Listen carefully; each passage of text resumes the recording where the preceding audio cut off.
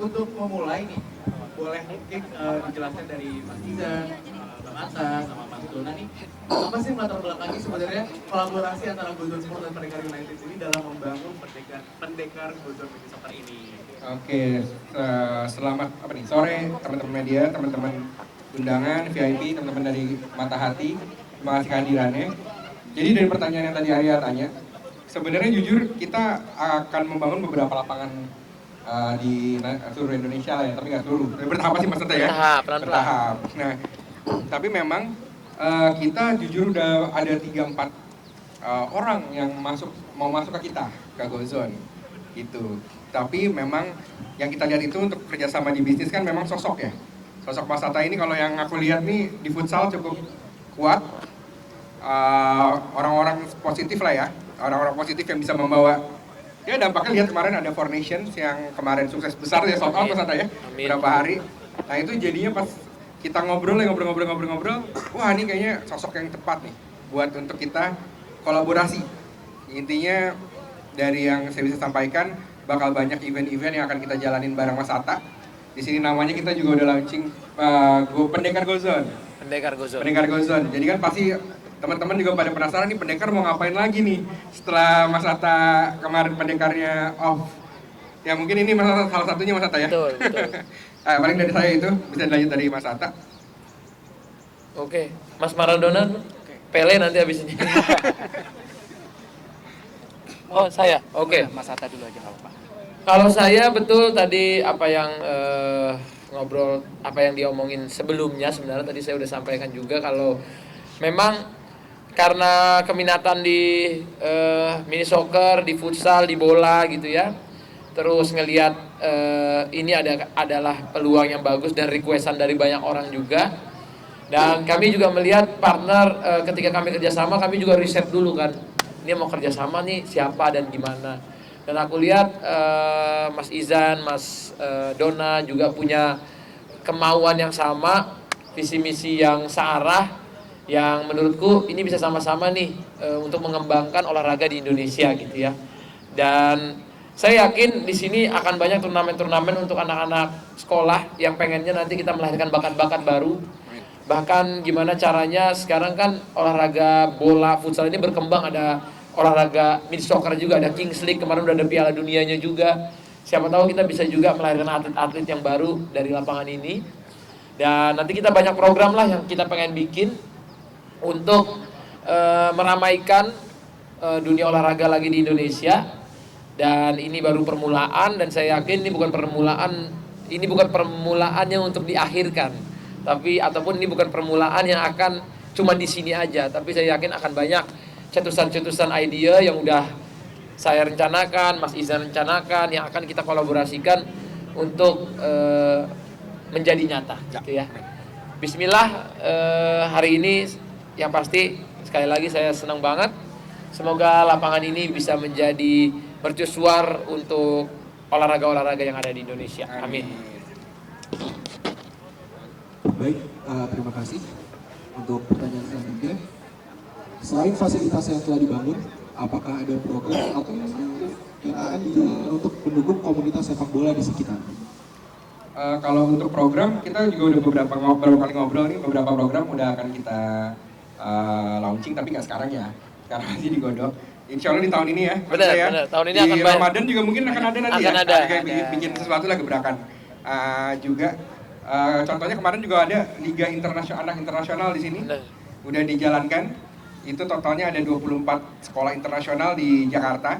Kita juga pengen banget bikin sekolah yang nasional. Nah itu pasti banyak pihak yang terlibat, nanti kita pengen sowan lah kemana-mana biar kita bisa disupport dalam segala hal. Paling itu dari Mas Atta, Mas Dona mungkin? Mas Dona belum ngomong nih Mas Dona. Kalau dari saya sebagai sisi dari venue lapangan, berharap semoga dengan hadirnya Mas Atta ini jadi meningkatkan juga komunitas-komunitas yang akan main di lapangan kita juga. Terus juga makin banyak turnamen-turnamen yang standar internasional ya, bisa jadi ya. Jadi membangkitkan semangat di industri di Indonesia ini untuk bagian dari mini soccer. Ya semoga kita bisa menjalin kerjasama dengan baik dan langgeng ya sampai panjang. Amin. Ya udah itu dari saya. Berikutnya tadi kan udah sempat disebutkan juga ada beberapa visi jalankan ke depannya. Kira-kira nih ada nggak sih strategi khusus dari pendekar Gozone Mini Soccer ini untuk ngebangun ekosistem dari mini soccer yang berkelanjutan di Indonesia? Seperti apa nih strategi khususnya kira-kira? Kalau ekosistem tadi yang udah Mas Atta bilang juga ada Kings League, kalau kita tahu tuh di Eropa. Kita juga berkaca dari sana. Di sana tuh The Kings League tuh udah cukup besar. Itu diinisiasi oleh pemain Spanyol, Gerard Pique. Nah, kita juga di sini Mas Atta dan aku juga berkeinginan untuk bikin seperti itu mungkin ya. Tapi kan konsepnya apakah bisa diterima di Indonesia? Justru itu kita harus banyak diskusi. Kita akan lihat juga pasar komunitas mini soccer ini seperti apa. Paling itu kalau dari aku. Ya, kalau dari saya pribadi sebenarnya kan mini soccer ini sangat berguna buat orang yang suka bola dan juga suka futsal. Karena di mini soccer ini tuh jadi jalan tengah untuk dua olahraga ini yang benar-benar olahraga yang sangat saya cintai gitu ya. Karena saya pernah berkecimpung di klub futsal, sekarang juga di federasi, di bola juga alhamdulillah masih ikut di salah satu klub di sepak bola. Dan saya yakin ini salah satu jalan tengah nih. Semoga aja nanti kedepannya ada sparring lawan tim bola sama tim futsal, ketemunya di mini soccer 7 lawan 7 dengan peraturan yang di sini kan juga digabung gitu, nggak ada offside, tapi rumputnya rumput kayak bola gitu, sintetis. Lemparnya lempar bola, tapi peraturan tendangan dari cornernya misalnya kayak kayak mini soccer, ataupun nggak ada offside kayak futsal gitu. Jadi menurutku ini akan menjadi olahraga yang sangat seru dan menurutku mini soccer akan jadi olahraga kedepannya yang sangat menjanjikan karena kita lihat di luar negeri pun kayak Andrea Pirlo, Kun Aguero, Ibrahimovic, Zidane, semuanya juga mereka banyak berkecimpung di olahraga mini soccer. Kalau di futsal pemain kami di Pendekar, Ricardinho juga kemarin habis ikut liga di Amerika, Piala Mini Soccer 7+7 juga, 7 lawan 7. Dan saya yakin ini bisa jadi untuk mengasah skill juga, entah itu kamu mau di futsal, di bola. Terus untuk anak-anak ini lapangan yang pas banget sebelum dia masuk ke lapangan yang gede. Menurutku lapangan segini nih pas banget buat mereka ngasah teknik dari segi dribbling dan lain-lain gitu ya. Intinya kita sama gimana caranya punya lapangan banyak yang banyak banget orang nanya kok lapangan di Indonesia ini kurang. Nah semoga kita bisa jadi penyedia lapangan-lapangan yang kurang itu. Itu dia. Bismillah. Oke, pertanyaan terakhir. Apa harapan kedepannya terhadap kolaborasi ini, terutama dalam mendukung perkembangan sepak bola lokal? Sepak bola lokal. Nah ini juga kita lakukan juga sih sebelum launching hari ini. Kita udah bikin beberapa kompetisi.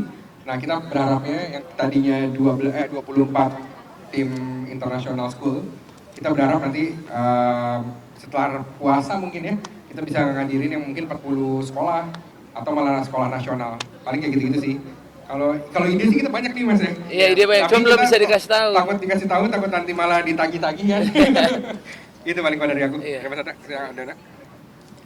Kalau untuk membangkitkan dari sepak bola lokal, sejujurnya kalau untuk turnamen mini soccer itu di sekitaran Indonesia itu masih jarang. Karena masih banyak di futsal maupun di sepak bola. Oleh karena itu dengan adanya kita di sini kerjasama dengan Mas Atta, kita berusaha membangkitkan turnamen-turnamen dari usia belia sampai usia dewasa. Semoga jadi bisa membangkitkan juga sepak bola lokal kita. Itu dari saya. Iya, kalau kita lihat di pemain internasional kayak Ronaldinho, Neymar itu berawal dari lapangan yang lebih kecil. Jadi menurutku lapangan-lapangan yang lebih kecil ini bisa melatih mereka lebih skillful, lebih lebih cepat dalam dribbling juga lebih bagus. Jadi saya yakin ini akan jadi satu hal yang canggih lah nanti karena kita kan akan banyak bikin turnamen SD SMP nih. Siapa tahu kalau ada bakat-bakat dari sini kita juga bisa rekomendasi ke PSSI untuk dia entah itu ke lapangan bola, ke lapangan futsal ataupun ke turnamen mini soccer yang kedepannya nanti bakal ada gitu. Itu jadi semoga ini dengan nanti kita adanya exposure dari sosial media, bikin live, semoga nanti juga banyak scouters yang bisa ngelihat bakat-bakat yang ada. Jadi banyak pemain-pemain yang bisa masuk ke liga atau ke level yang lebih tinggi. Karena kita udah pernah lakuin itu di futsal. Pendekar Bayu kemarin kita bikin di 19 kota, melibatkan 912 sekolah dan puluhan ribu anak-anak. Sekarang terbukti 2-3 anak dari situ udah main di liga profesional. Salah satunya namanya bisa kita bilang Kopaludin, itu nanti saya bisa ajak juga ke sini.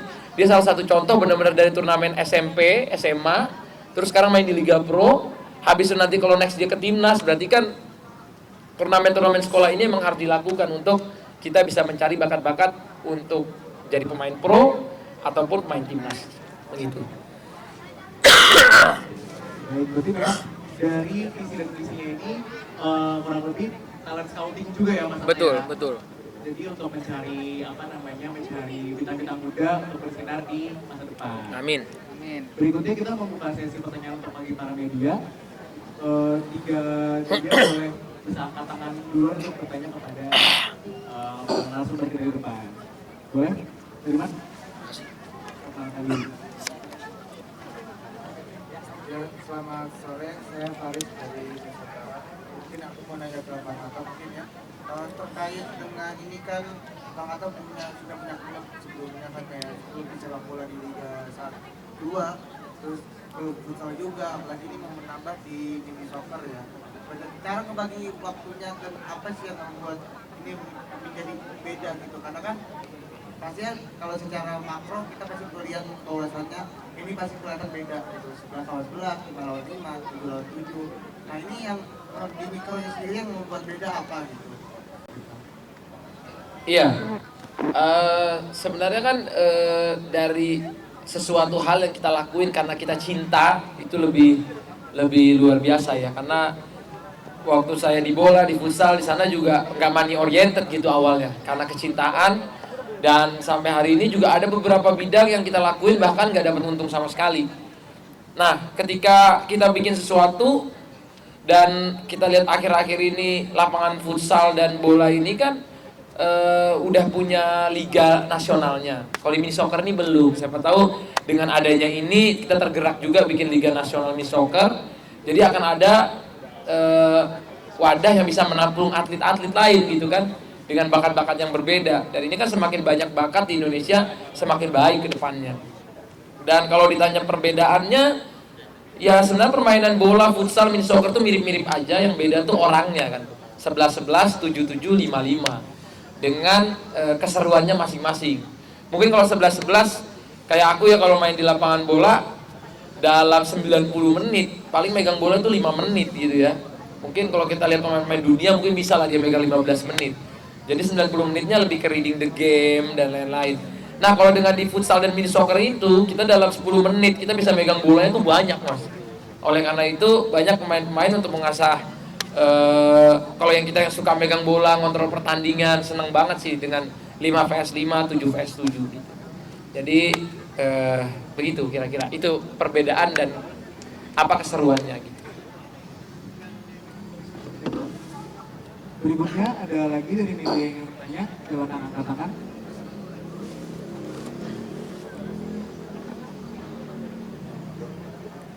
Mantap, beres. Ada lagi? Boleh deh federasi mungkin Bang Atta kan masuk ke federasi juga ya. Ada omongan serius nggak sih terkait ini kan, kalau untuk bola sepak kan udah ibaratnya udah ada liga nasionalnya lah ibaratnya. Iya.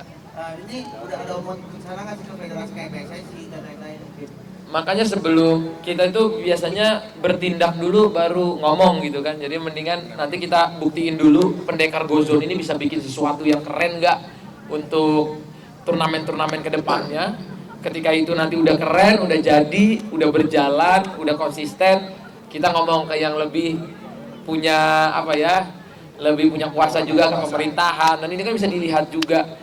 Karena kayak kemarin di federasi kita juga pelan-pelan gitu kan, dari benahin klub, dari klub kita ke liganya, dari liga ke turnamennya, sampai kemarin kita pertama kali datengin Argentina, Jepang dan juga Saudi Arabia ke futsal, dan Indonesia dapat peringkat yang bagus, bahkan kita bisa menyusahkan Argentina, bisa mengalahkan Jepang. Itu kan butuh proses. Dan kemarin juga kita pertama di federasi tuan rumah di Papua yang nggak pernah terjadi sepanjang sejarah futsal nasional. Dan saya yakin ini akan kita bikin cari lagi gebrakan barunya di mini soccer pendekar Gozon ini apa, tapi di pikiran kita udah banyak lah ide-ide yang udah kita rangkum, yang mungkin kita akan berjalan dalam setahun ini, tapi nggak bisa semuanya dikasih tahu langsung karena nanti pelan-pelan kita akan bikin sesuatu yang Bismillah bisa jadi manfaatnya dan juga jadi keseruan sendiri untuk masyarakat kita.